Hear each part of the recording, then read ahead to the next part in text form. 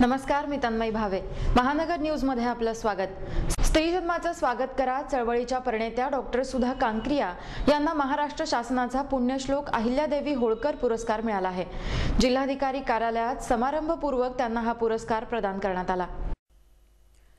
स्त्री जन्माचं स्वागत करा चळवळीच्या प्रणेत्या सुप्रसिद्ध नेत्रतज्ञ डॉक्टर सुधा कांक्रिया यांना महाराष्ट्र शासनाचा पुण्यश्लोक अहिल्यादेवी होळकर पुरस्कार समारंभपूर्वक प्रदान करण्यात आला. महाराष्ट्र शासनाच्या महिला आणि बालविकास विभागातर्फे हा पुरस्कार देण्यात येतो. जिल्हाधिकारी डॉक्टर संजीव कुमार यांच्या शुभ हस्ते हा पुरस्कार नुकताच प्रदान करण्यात आला. यावेळेस समाज कल्याण विभागाचे सहाय्यक आयुक्त प्रशांत चव्हाण, बालविकास प्रकल्प अधिकारी कर्डिले, जिल्हा परिषद सदस्या प्रतिभाताई पाचपुते, जिल्हा महिला व बाल विकास अधिकारी चंद्रशेखर पगारे, विजय तावरे उपस्थित होते. डॉक्टर सुधा कांक्रिया या गेल्या 27 वर्षांपासून समाजकार्यात अग्रेसर आहेत. स्त्री भ्रूण हत्या होऊ नये म्हणून स्त्री जन्माचं स्वागत करा ही राष्ट्रव्यापी चळवळ त्यांनी सुरू केली.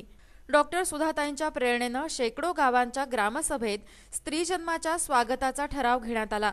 5000 जोडप्यांनी स्त्री जन्माच्या स्वागताचा 8वा फेरा घेतला. शेकडो नकोशी हवीशी झाल्या. सामुदायिक डोहाळ जेवणाच्या उपक्रमातून नवा लोकशिक्षणाचा पायंडा पाडला गेला. हजारो नागरिकांच्या सामूहिक शपथद्वारे प्रबोधनाचं प्रभावी कार्य घडू लागलं. 11 कलमी कृती कार्यक्रम राबवण्यासाठी महाराष्ट्राच्या प्रत्येक जिल्ह्यात तालुका व गाव पातळीवर कार्यशाळा संपन्न झाल्या. महिला सक्षमीकरणाबरोबरच नेत्रदान, पोलिओ निर्मूलन, पर्यावरण संवर्धन यासारख्या समाजकार्यात त्या झोकून कार्य करीत आहेत. आम्ही लेकी सावित्रीच्या भारत मातेची शान राखू, क्रांती दूत बनून आम्ही स्त्री जन्माचे स्वागत करू, स्त्री रक्षणाचे स्वागत करू. घटलेली जी संख्या आहे मुलींची ती आता थोडी थोडी वाढू लागलेली आहे आणि याचा प्रत्यय आपल्याला आलेला आहे.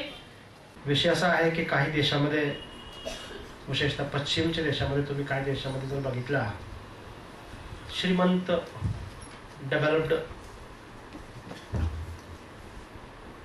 याची मोठ्या प्रमाणात प्रगती झालेली आहे, ते सगळे राज्यामध्ये राजकीय क्षेत्र असो, शिक्षण असो, आरोग्य असो, ऍडमिनिस्ट्रेशन असो, महिलांचा सहभाग 50% पेक्षा जास्त आहे. पण ज्या देशामध्ये महिलांचा सहभाग 50% पेक्षा जास्त आहे ते पुढे गेलेले आहे. आणि आम्ही म्हणतो 33% आहे आता ग्रामपंचायतीमध्ये, जिल्हा परिषदमध्ये. 50% झाल्यानंतर काय होणार?